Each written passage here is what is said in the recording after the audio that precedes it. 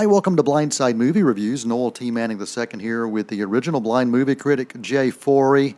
We're talking about movies, as we do each week, right here on WGWG.org. Hey, buddy, how are you, man? I'm doing just fine. We're trying to squeeze out all these movies during the summer. Tons of film. And the other thing is, we have another sequel today. I'm thinking, how many sequels do we have this year? Well, that's the summer, though. I mean, the summer's all about that. It really is. It's about bringing the franchise films and the remakes and the sequels and the spin-offs from TV. I mean, we've seen all of that this summer. And today we're looking at another installment of the kind of reboot of the Planet of the Apes franchise. This is the third film in this kind of reimagining of the film franchise that rebooted back in 2011 with Rise of the Planet of the Apes. And then in 2014, we had Dawn of the Planet of the Apes. And now being released is War for the Planet of the Apes. And, the series, Jay, we'll give a little background on the series itself. The original story was from a novel, a French novel back from 1963, and then adapted into a film in 1968 with Charlton Heston.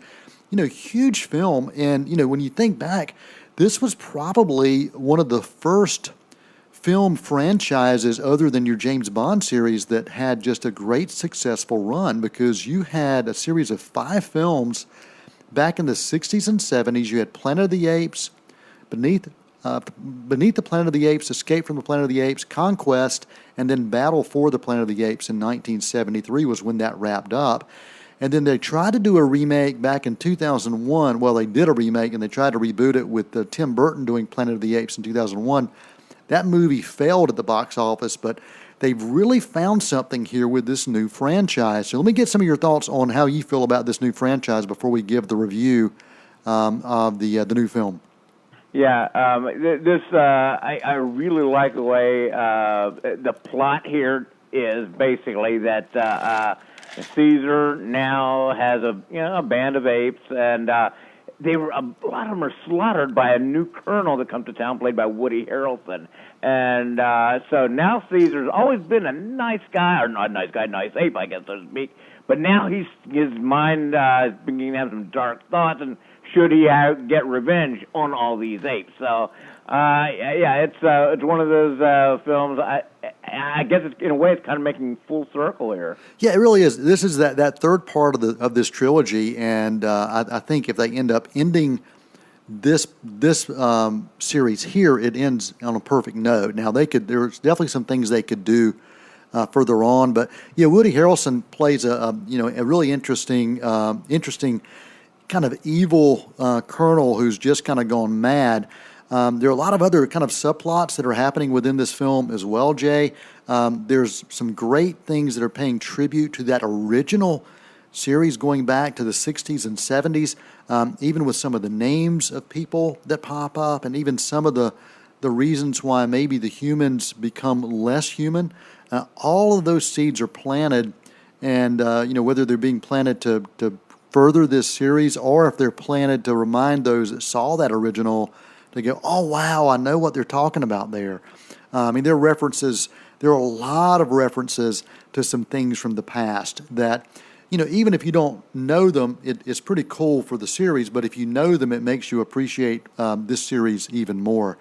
The standouts in this, I think, are the standouts in the other films from 2011, 14, and 17 this year. The special effects, the motion capture that you find with Andy Serkis playing the lead ape, Caesar, just brilliant. There are times I'm watching it, Jay, that I'm going, am I watching real apes or am I watching motion capture? It was flawless. It was absolutely flawless. And go ahead. I was going to say one more thing too is, in all these films, the drama. This isn't just about science fiction. It's not just about action. The drama in this, in these films, are all great. Too. Yeah, and that's the thing. This isn't just an action film. It's not just a sci-fi film. The first film itself really was in many ways, just a pure drama with some action thrown in. The second one had a bit more action. This one's got a very good mix of both, and it also has some unusual comedy that you would not expect, some comic relief that adds to it. I really think, Jay, this is a fitting end to the franchise. If this were to end, I really think on many levels it was a very, very, very strong film. There were times, my only negative is there were times that the pacing was just a bit slow. And that was just during some of the dramatic scenes. But yeah, you've got an ape leader who has become a leader not by choice, but it just kind of happened. He became this leader, and all he wants is for his species to survive and live without causing harm to others, and that's all he's ever wanted. And he's in this war that he did not start. And now they're coming to him trying to wipe out the apes because humanity feels that the next evolutionary stage is for the humans to be wiped out. So they say, we're going to wipe out the apes. It's a really interesting flip, an interesting twist when you go back and look at those original films that you and I remember seeing as kids, because at that point the apes had taken over and humanity were slaves. And in this one, it's completely the opposite and flipped. And so, a wonderful franchise. I think this is this particular trilogy from the 2011 to now, just a wonderful trilogy. It stands. Each film can stand alone, but each film also can stand as a package and as a chapter for each. So, highly recommend this movie. An A-. If you are a fan of the previous films in this series, I would recommend checking this one out. And no, I was going to mention, you may be a tad maybe behind.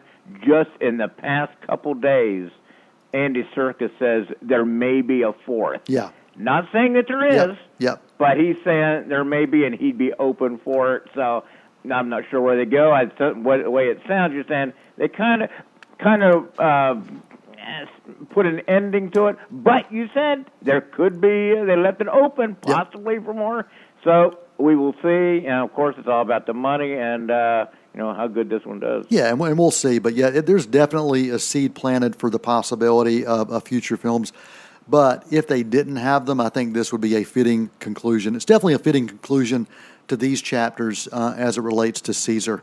So highly recommend that film. And hey, if you want to go back and watch the originals back from 1968 through 73, they're fun to watch as well. They're definitely different types of films because they were shot during different decades, but you'll see where all of this came from.